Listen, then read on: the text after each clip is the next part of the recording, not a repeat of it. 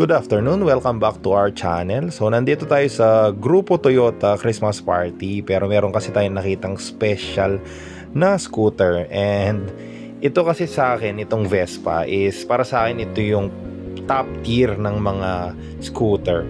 Kasi matagal nang gumagawa si Vespa, and alam naman nating lahat tayong mga nagmomotor na napaka-classic na mga gawa nila. So this is, hindi ako nagkakamali, ito ay Vespa Primavera. Comment down below kung nagkamali ako kung anong model to. Pero sabi ng gumagamit is 150cc ito. Na-caught niya yung attention natin kasi naka 3 tricycle siya, parang tricycle type or yung 3-wheeler. Kaya meron pang plate number ng Tigers. Shoutout po sa inyo.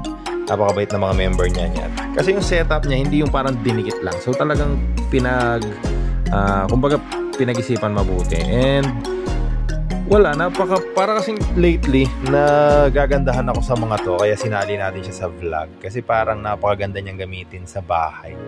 Tingnan niyo yung 3-wheeler niya or yung sidecar niya. Napakaganda kasi parang bullet type. Kung gusto niyo rin yung mga ganitong setup sa mga classic scooter niyo, either Vespa yan, yung sa akin kasi Genio. So hindi ko lang, parang gusto kong magpagawa. Napakaganda kasi niya. Siyempre ma-enjoy mo yan with your